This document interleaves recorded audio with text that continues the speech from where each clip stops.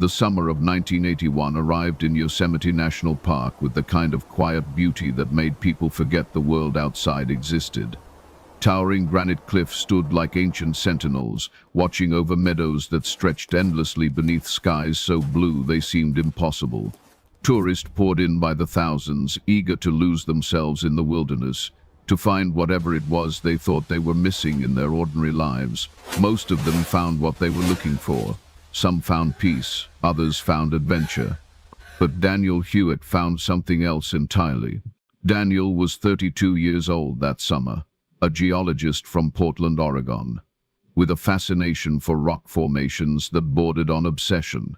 He had sandy brown hair that fell across his forehead in a way his colleagues teased him about, and he wore thick-rimmed glasses that gave him the appearance of someone perpetually surprised by what he was looking. His friends described him as methodical, careful, the kind of person who triple-checked his camping gear and always carried a backup map. He was not the type to disappear without a trace. But he did. Daniel arrived at Yosemite on June 14th, driving a faded green Ford pickup that rattled when it went over 40 miles per hour. He checked in at the ranger station near Tuolumne Meadows, speaking briefly with a young ranger named Troy Milliken, who would later remember him as polite, prepared, and unremarkable. Daniel told Troy he planned to spend 2 weeks exploring the high country, studying granite formations for a research paper he was writing about glacial geology. He had permits, maps, a list of coordinates he wanted to visit. Everything was in order. Troy stamped his paperwork and wished him luck. That was the last confirmed conversation anyone had with Daniel Hewitt. For the first week, everything seemed normal. Other hikers reported seeing a man matching Daniel's description at various points along the trails. A couple from Sacramento remembered passing him near Cathedral Lake on June 16th. He had waved at them, smiled, continued on his way. A solo backpacker named Vincent Garza recalled sharing a campfire with a geologist near Vogelsang High Sierra Camp on June 18th.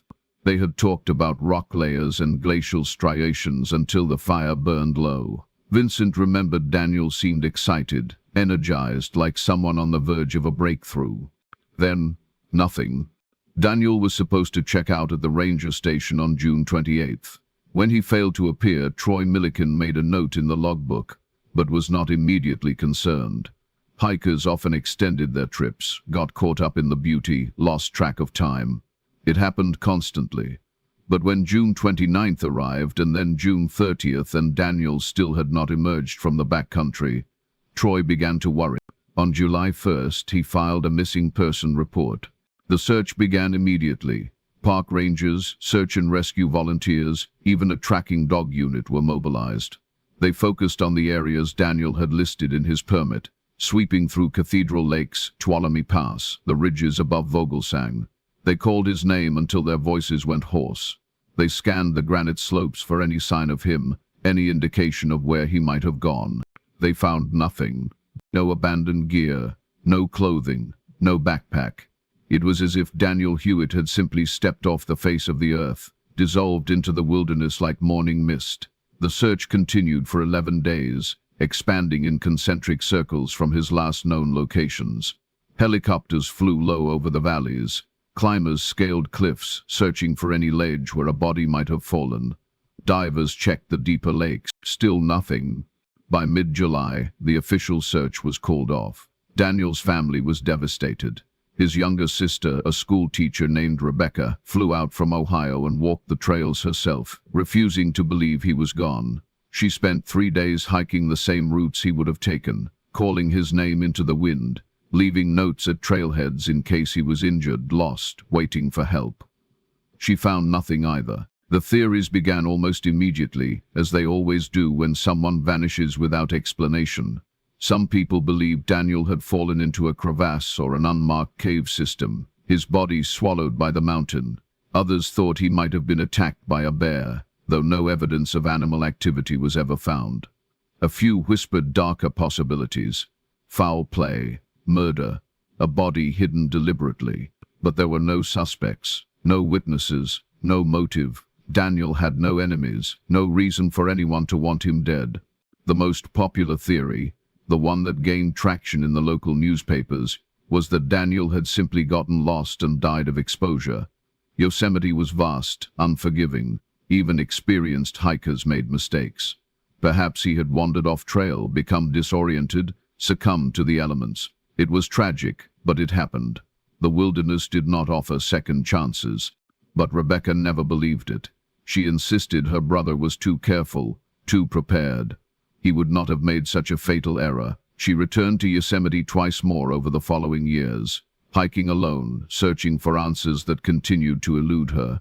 She wrote letters to the Park Service, demanding they reopen the case, demanding they keep looking. Her letters went unanswered. Time passed, seasons changed. The world moved on. Daniel Hewitt became a name in a file, a cold case gathering dust in a ranger station's basement. His family held a memorial service in 1983, though there was no body to bury. His mother kept his bedroom exactly as he had left it, as if he might walk through the door at any moment. Rebecca stopped visiting Yosemite. The pain was too much. 14 years went by. And then, in the summer of 1995, a group of backpackers stumbled onto something that would reopen the case in the most disturbing way possible.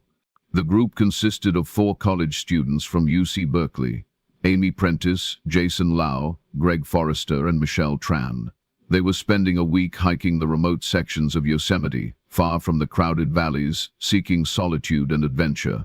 On July 9th, they veered off the established trails, following a creek bed that promised to lead them to an alpine lake they had heard about from another hiker. The terrain grew rougher as they climbed.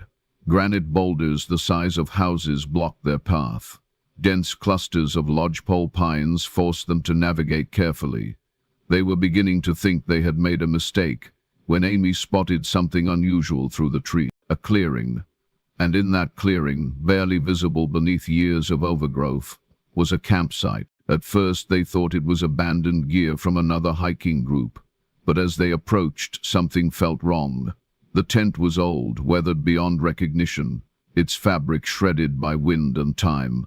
A rusted camp stove sat beside a fire ring filled with ancient ash. A backpack, its straps rotted away, lay collapsed against a fallen log, and Michelle saw the sleeping bag. It was tucked inside the remains of the tent, partially covered by debris. From the outside it looked empty, but when Greg carefully unzipped it, his hands shaking, they discovered it was not empty at all. Inside were bones, human bones. The 4 students backed away slowly, their faces pale. Jason fumbled for the walkie-talkie they carried for emergencies. His voice cracked as he tried to explain what they had found, tried to give their coordinates, tried to stay calm. Michelle sat down hard on the ground, her breathing rapid and shallow. Amy stared at the campsite, unable to look away, her mind racing through the implications of what they were seeing. Who was this person? How long had they been here? Why had no one found them before? The park rangers arrived by helicopter 2 hours later. Among them was Troy Milliken, now a senior ranger with graying hair and lines around his eyes that had not been there in 1981. When he saw the campsite, saw the gear, saw the sleeping bag, something clicked in his memory. He radioed back to headquarters, asked them to pull the file on Daniel Hewitt. The description matched. Over the following days, investigators combed through the site with meticulous care. The bones were carefully removed and transported to a forensic lab in Sacramento. The gear was catalogued, photographed, analyzed, and slowly, piece by piece, the identity of the remains was confirmed. Daniel Hewitt had been found, but finding him only deepened the mystery. The location of the campsite made no sense. It was more than 6 miles from any of the areas Daniel had listed in his hiking permit, in a direction that had no geological significance, no reason for him to be there. The terrain was difficult, requiring hours of hard scrambling over loose rock and through dense forest. Why would he have gone there? What could possibly have drawn him so far off course? The condition of the campsite was equally puzzling. Everything was still there: his tent, his stove, his backpack. Inside the backpack, investigators found his wallet with $43 in cash, his driver's license, a roll of undeveloped film. His camera was there too, expensive and intact. If he had been robbed or attacked, why would these items have been left behind? The forensic examination of his remains offered few answers. The skeleton was largely complete, showing no signs of trauma, no broken bones, no indication of violence. There were no bullet holes, no knife marks, nothing to suggest he had been murdered. The coroner concluded that Daniel had died inside his sleeping bag, but could not determine the cause of death. After 14 years, soft tissue was long gone. Toxicology was impossible. Time had erased too much. But it was the photographs that truly unsettled everyone involved. The roll of film from Daniel's camera was sent to a specialist lab that dealt with aged and degraded film. Against all odds, most of the images were recoverable. The first dozen photos were exactly what investigators expected. Stunning shots of granite formations, close-ups of rock layers, panoramic views of mountain ridges. Daniel documenting his research, doing what he came to do. But the final 3 photographs were different. The first showed the clearing where his campsite was eventually found. In the image, his tent was already set up, the sun hanging low in the sky, casting long shadows through the trees. Nothing unusual, just a man setting up camp for the night. The second photograph showed the same clearing, but taken from inside the tent, looking out through the open flap. The sky was darker now, twilight settling in, and standing at the edge of the clearing, barely visible in the fading light, was a figure, a person. The image was grainy, out of focus, but the silhouette was unmistakable. Someone had been there with Daniel, someone he had felt compelled to photograph. The third photograph was the most disturbing. It was taken inside the tent, pointed directly at the entrance. The flap was still open, but it was now fully dark outside, and filling the frame, so close to the camera that only a torso and arms were visible, was the same figure. Reaching toward Daniel, the hands were pale, the fingers long and thin. The angle suggested the person was crouching, leaning into the tent. The photograph ended there. Investigators stared at that final image for hours, trying to make sense of it. Who was this person? Why had Daniel photographed them? Was this someone he knew? A stranger? A threat? And most chillingly, what happened after that photograph was taken? Troy Milliken contacted Rebecca, now 46 years old and living in Denver, to inform her that her brother's remains had been found. She flew to California immediately, desperate for closure after so many years of uncertainty. But when she saw the photographs, when she learned about the unexplained location of the campsite and the mysterious figure in the images, closure was the last thing she demanded answers. She wanted to know who the person in the photographs was, why they had not come forward, why they had left her brother to die alone in the wilderness. But the investigators had no answers to give her. They released the photographs to the public, hoping someone might recognize the figure, might provide a lead.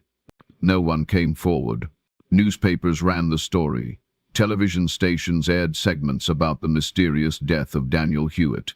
Tips poured in, dozens of them, but none led anywhere. Some people claimed the figure in the photograph looked like a missing hiker from the 1970s. Others insisted it was a park employee. A few suggested it was not human at all, spinning wild theories about cryptids and supernatural entities. But nothing could be verified. Nothing could be proven. The investigation stalled. Months passed. The case went cold again, this time with even more questions than before. Rebecca returned to Denver, shattered by the experience. She had spent 14 years believing her brother might still be alive, that he might somehow return. Now she knew he was gone, but the circumstances of his death haunted her more than his absence ever had. Who was in the tent with Daniel that night? Why did they not help him? And why, after all these years, had they never said a word? The campsite remained undisturbed for a time, cordoned off with tape as investigators continued their work. But eventually the tape came down, the rangers moved on, and the wilderness reclaimed the clearing. Within a year you would never have known anyone had died there, but the questions lingered. In 1997, a hiker named Walter Dixon claimed he had been in the same area in late June of 1981, just days before Daniel was believed to have died. Walter said he had seen two people near the creek bed, one of them matching Daniel's description. The other, he said, was tall and thin, wearing dark clothing, moving strangely through the trees. Walter admitted he had not thought much of it at the time, but after seeing the photographs in the news, he felt compelled to come forward. His account was noted in the case file but led nowhere. In 1999, another backpacker reported finding a second campsite, this one even more remote, with gear that appeared decades old. Rangers investigated, but found no connection to Daniel Hewitt. The wilderness was full of forgotten campsites, abandoned equipment, the remnants of people who had come and gone without leaving names, but the photograph of the figure in the tent remained unexplained. It was analyzed by experts, enhanced, scrutinized. Some believed it showed a man, others thought it might be a woman. The clothing was nondescript, the features obscured by shadow and motion blur. Whoever they were, they had gotten close enough to Daniel to be photographed, close enough to reach into his tent. And then Daniel had died. Rebecca Hewitt never stopped searching for answers. She hired private investigators, pestered law enforcement, kept her brother's case alive through sheer determination. In 2003, she convinced a documentary filmmaker to produce a short film about Daniel's disappearance. The film aired on a regional cable channel and generated renewed interest, but still no breakthroughs. By 2005, Rebecca was exhausted. She had spent 24 years carrying the weight of her brother's death, and it was breaking her. She made one final trip to Yosemite that summer, hiking alone to the clearing where Daniel had been found. She stood there for a long time, staring at the trees, the rocks, the sky. She tried to imagine what his final moments had been like, what he had felt, what he had thought, and then she left. She never returned. The case of Daniel Hewitt remains officially unsolved.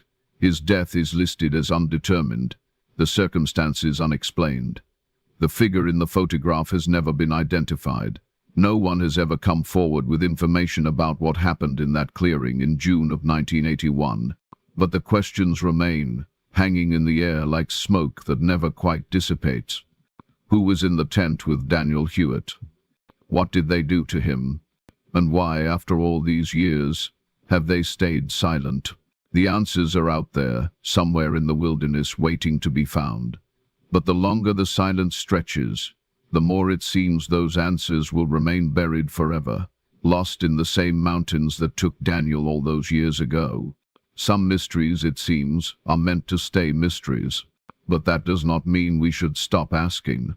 The years following Rebecca's final visit to Yosemite brought an eerie quiet to the case of Daniel Hewitt. The media had moved on to fresher tragedies, newer mysteries.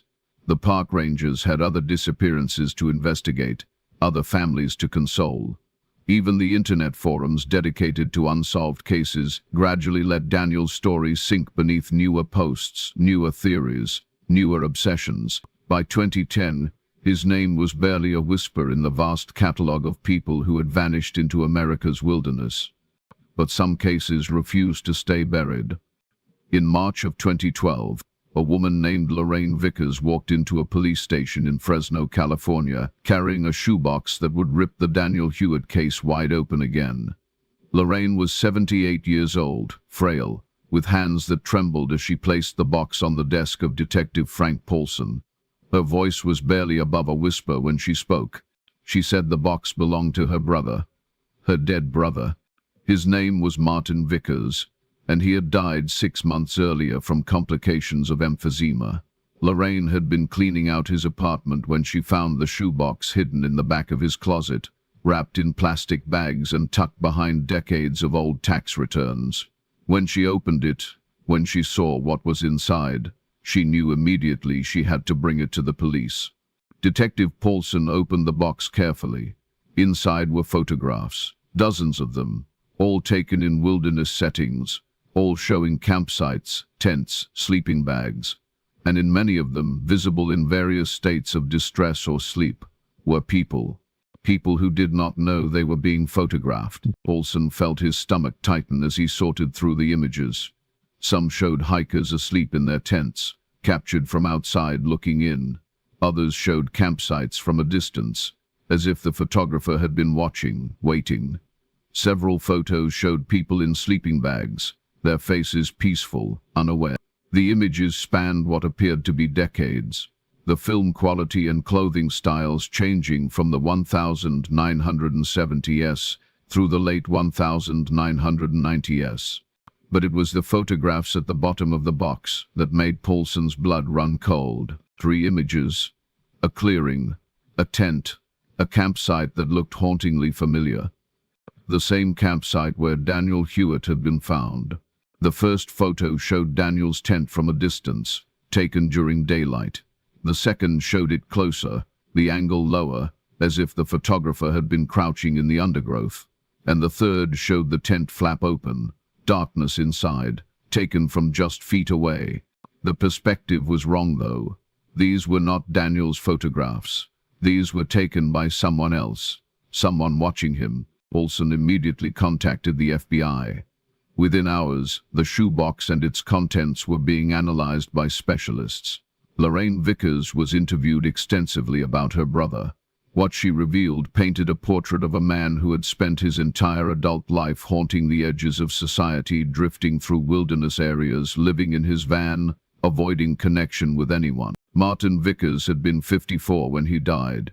He had never married, never held a steady job for more than a few months, never established roots anywhere. Lorraine described him as strange, even as a child. Obsessive, he collected things, insects mostly, pinning them to boards and labeling them with meticulous care.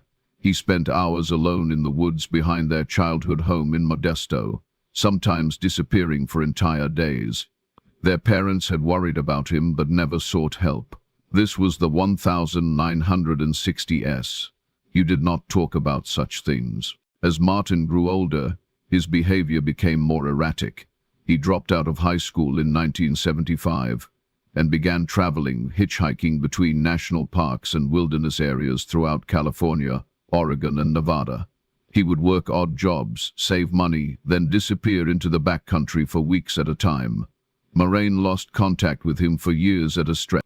He would surface occasionally, calling from payphones, sending postcards with no return address, always claiming he was fine, always claiming he was happy, but he was not fine. The FBI investigation uncovered disturbing details about Martin's life. Records showed he had been questioned multiple times over the years in connection with various incidents at campgrounds. In 1979, a family in Sequoia National Park reported someone had been watching their tent at night. Rangers found footprints circling their campsite, but no suspect was ever identified. In 1983, a solo hiker in Kings Canyon reported waking to find someone standing outside her tent, staring in. She screamed and the figure ran. A description was taken, but nothing came of it. In 1987, 2 backpackers in Yosemite reported finding their food cache disturbed, and strange photographs left at their campsite, images of themselves sleeping. The photographs had been printed on cheap drugstore paper, the quality poor, but the invasion of privacy was unmistakable. Park rangers searched the area but found no one. The pattern was clear. Martin Vickers had spent decades stalking campers, watching them, photographing them without their knowledge. But the question that consumed investigators was far more sinister. Had he done more than just watch? The FBI cross-referenced Martin's known locations with unsolved disappearances in wilderness areas across the western United States. The results were chilling. Between 1975 and 2000, at least 9 people had vanished in areas where Martin was known to have been present. Some of those cases remained unsolved. Others had bodies recovered but no clear cause of death. Daniel Hewitt was one of them. But Martin Vickers had never been a suspect in any disappearance. He had been a ghost, drifting through the wilderness, leaving barely a trace. Until now. The photographs from the shoebox were sent to Yosemite officials and compared with the images recovered from Daniel's camera. The angles matched. The clearing was identical, but more importantly, investigators noticed something they had missed before. In one of Daniel's original photographs, the one showing the figure reaching into the tent, there was a reflection.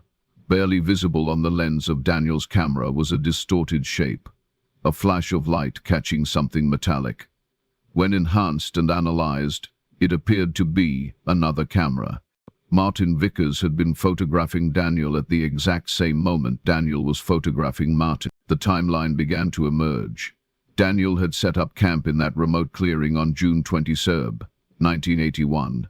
Investigators now believed Martin had been watching him possibly for days, waiting for the right moment. When night fell on June 23, Martin approached the tent. Daniel, perhaps sensing something was wrong, grabbed his camera. He took 3 photographs before something stopped him. But what? The forensic evidence from 1995 showed no trauma, no signs of violence. Daniel had died inside his sleeping bag, apparently peacefully. Medical experts consulted by the FBI suggested several possibilities. Suffocation was one, though it would have left evidence that was no longer detectable after 14 years. Poisoning was another, though again time had destroyed any chance of toxicology. A third, more disturbing possibility was suggested by a forensic psychologist brought onto the case. What if Martin had done nothing at all? What if he had simply waited? The theory went like this. Martin approaches the tent. Daniel photographs him, frightened, confused. But Martin does not attack. He does not threaten. He simply stands there, watching, silent. Hours pass.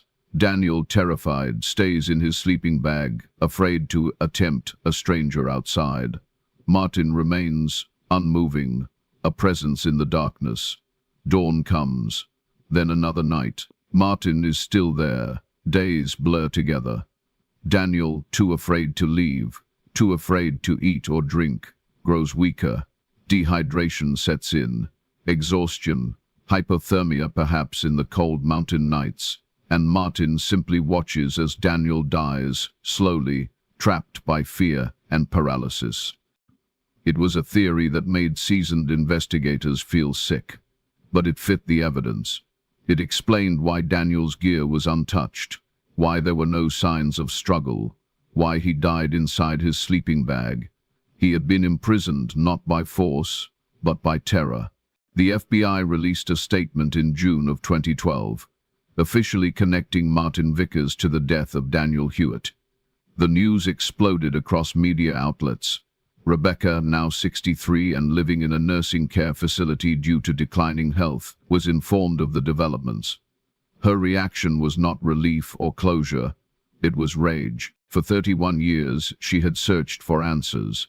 For 31 years, she had been told there was nothing to find, that her brother had simply gotten lost, that the wilderness had claimed him through accident or misfortune.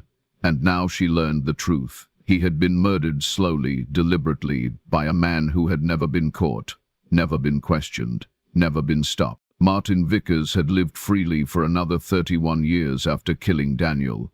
He had continued his pattern of stalking, watching, terrorizing, and then he had died quietly in a Fresno apartment, his crimes unknown, his victims forgotten. Rebecca gave a single interview to a television station in Denver. Her voice was weak, her eyes hollow. She said she wished Martin Vickers was still alive, if only so he could be made to answer for what he had done. She said her brother deserved better than to die alone and afraid in the wilderness. She said the system had failed Daniel, failed her, failed every family who had lost someone to a predator who had been allowed to drift through society unseen and 3 weeks after that interview, Rebecca Hewitt died in her sleep. Her obituary mentioned her lifelong search for her brother, her dedication to his memory, her refusal to give up even when everyone else had. It did not mention the decades of anguish, the countless sleepless nights, the way the mystery had consumed her until there was nothing left. But the investigation into Martin Vickers continued. The FBI worked to identify the other people in the photographs from the shoebox. Many were impossible to trace, the images too old, the individuals too anonymous. But several matches were made. A hiker who had disappeared in Lassen Volcanic National Park in 1977 appeared in 3 photos. A family whose tent had been slashed in Crater Lake in 1989 was visible in 4 more. Each new identification opened old wounds, forced families to relive tragedies they had tried to bury. In September of 2013, a backpacker named Ethan Crowley came forward with a story that sent investigators scrambling.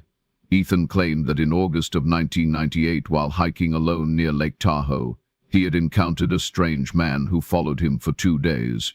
The man never spoke, never approached directly, but was always there, visible at the edges of Ethan's vision.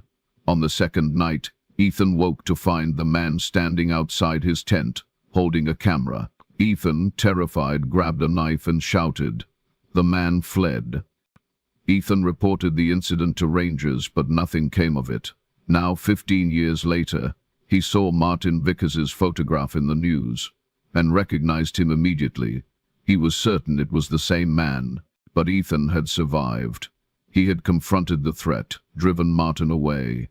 It made investigators wonder how many others had done the same. How many potential victims had escaped simply by fighting back, by refusing to be paralyzed by fear, and how many had not been so fortunate. By 2014, the FBI had connected Martin Vickers to at least 4 confirmed deaths and suspected him in 7 more, but without living testimony from Martin himself, without confessions or concrete evidence beyond the photographs. Many cases remained circumstantial. Families were told their loved ones had likely been murdered, but that no charges could ever be filed, no justice could ever be served. The killer was dead. The case was closed. But not everyone accepted that conclusion. In 2016, a journalist named Preston Lane published a book titled The Watcher in the Woods, the Martin Vickers story. The book compiled decades of research, interviews with survivors, analysis of the photographs, and a chilling reconstruction of Martin's life and crimes. Preston argued that Martin had likely killed far more people than the FBI suspected, perhaps dozens over his 40-year career of stalking wilderness areas. The book became a bestseller, sparking renewed interest in the case. Podcasts dedicated episodes to Martin Vickers. Documentary filmmakers began production on a feature-length film. Online communities dissected every photograph, every detail, searching for additional victims, additional clues. But the most disturbing revelation came in the book's final chapter. Preston Lane had obtained Martin's journals. Lorraine Vickers, before her own death in 2015, had provided Preston with 3 notebooks she had found in Martin's apartment, separate from the shoebox. She had not given them to police, she said, because she could not bear to read them herself, could not face what her brother had become.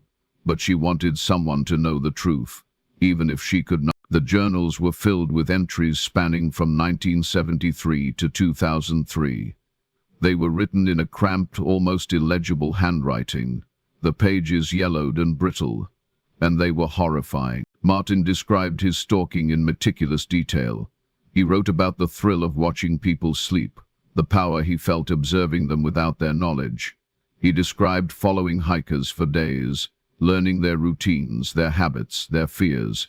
He wrote about the moment when he decided whether someone would live or die, the calculations he made, the risks he weighed. And he wrote about Daniel Hewitt. The entry, dated June 24, 1981, was brief but chilling. Found a good one. Alone. Scared. Took pictures. He took pictures of me too. Funny. He thinks his camera will protect him. It won't. I will wait. I am very good at waiting. He will not leave the tent. They never do once they see me. They freeze, like rabbits. I have all the time in the world. He does not. The next entry, dated June 27th, simply read, "He stopped moving." Preston Lane's book ended with a question that had no answer. How many others were still out there, undiscovered, bones hidden in remote clearings, their final moments witnessed only by Martin Vickers and the wilderness itself? The question haunted everyone who read it. In 2018, search teams returned to areas where Martin was known to have spent time using cadaver dogs and ground-penetrating radar. They found 3 additional sets of remains in locations across California and Oregon. 2 were eventually identified through dental records. The third remains unknown, a Jane Doe who will likely never have a name. Each discovery was a reminder that the wilderness keeps its secrets well, and that some predators are patient enough to hide in plain sight for a lifetime. Today, the case of Martin Vickers is considered closed by law enforcement. He is officially suspected in the deaths of 13 people, confirmed responsible for 4. But experts believe the true number is higher, possibly much higher. The photographs in the shoebox showed at least 40 different individuals. Not all of them have been identified. Not all of them have been found. Daniel Hewitt's remains were finally laid to rest in 2013 in a cemetery in Ohio beside his parents. Rebecca was buried next to him later that same year. The headstone reads, "Together at last." But the clearing in Yosemite where Daniel died remains unmarked. There is no plaque, no memorial, nothing to indicate that a man spent his final days there, trapped and terrified, while a stranger watched and waited. The wilderness has reclaimed it completely. Hikers pass through occasionally, unaware of the tragedy that unfolded beneath their feet, and that perhaps is the most unsettling part of the story. How many other clearings are out there, scattered across the vast expanse of America's wilderness? How many other campsites hold secrets that will never be uncovered? How many other predators have drifted through the backcountry, leaving no trace beyond the victims they claimed and the families they destroyed? The case of Daniel Hewitt and Martin Vickers forces us to confront an uncomfortable truth. The wilderness is not neutral. It is not a sanctuary. It can be a hunting ground for those patient enough, cruel enough to exploit its isolation. And the people we pass on the trail, the strangers who smile and nod and continue on their way, we can never truly know who they are or what they carry with them. Martin Vickers spent 40 years perfecting his craft. He learned that fear was a weapon more effective than any knife, that patience was deadlier than violence. He understood that the wilderness would protect him, would hide his crimes, would swallow his victims without question. And he was right. If not for a shoebox found in a closet, if not for a sister brave enough to bring it to police, Martin Vickers would have died with his secrets intact. Daniel Hewitt would have remained an unsolved mystery, a cautionary tale about the dangers of hiking alone.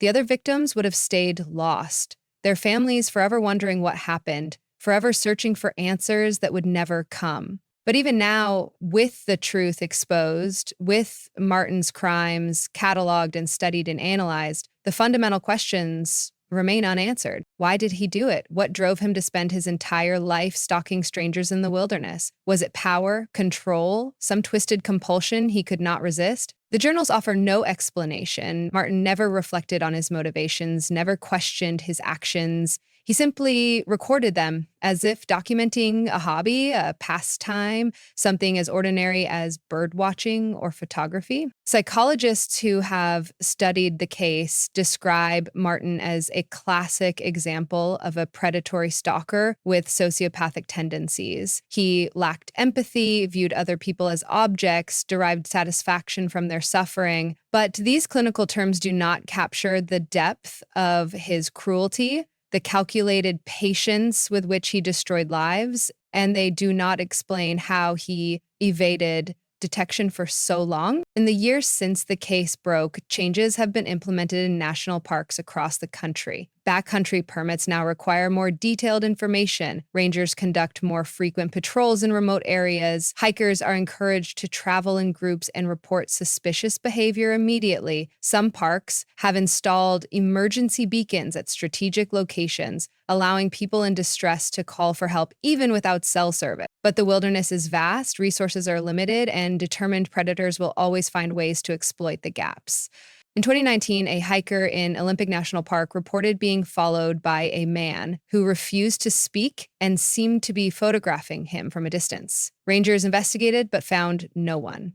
The hiker left the park early, shaken but unharmed. The incident was filed away, another unexplained encounter in the backcountry. Was it connected to Martin Vickers? Almost certainly not. He had been dead for 7 years. But it raised a question that no one wants to confront. Was Martin unique, or was he simply the one who got caught? How many others are out there right now, watching, waiting, perfecting their craft in the shadows of America's most beautiful places?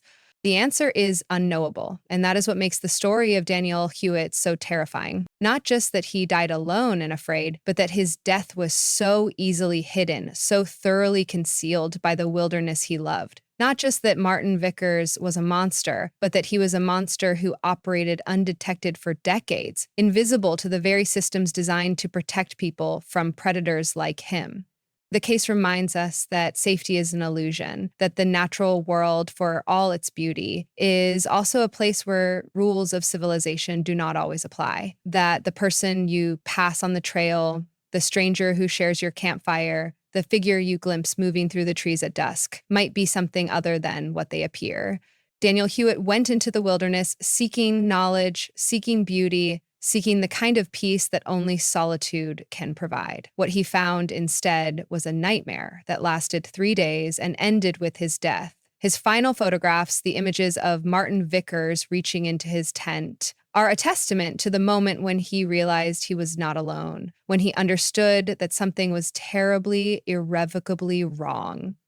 But he could not have known in that moment that those photographs would remain hidden for 14 years, that his body would lie undiscovered in a sleeping bag while the world moved on without him, that his sister would spend 3 decades searching for answers that were always just out of reach. And he could not have known that even when the truth finally emerged, even when Martin Vickers was exposed as the monster he was, justice would remain forever out of reach. Because Martin was dead, and the dead cannot be punished. The families of his victims were left with knowledge but no closure, with answers but no resolution. They knew what happened to their loved ones, but they would never see the man responsible stand trial, never hear him confess, never watch him be held accountable for the lives he destroyed. It is a unique kind of torment, knowing the truth but being denied justice. And it is the final cruelty of the Martin Vickers case. The story ends not with a resolution, but with a void, with questions that have answers but provide no comfort, with a killer whose crimes are known, but whose punishment will never come, and with the knowledge that somewhere out there, in the vast wilderness that covers so much of this country, there are other clearings, other campsites, other places where terrible things happened and no one will ever know. The case of Daniel Hewitt is closed, but the wilderness keeps its secrets, and some of those secrets will haunt us forever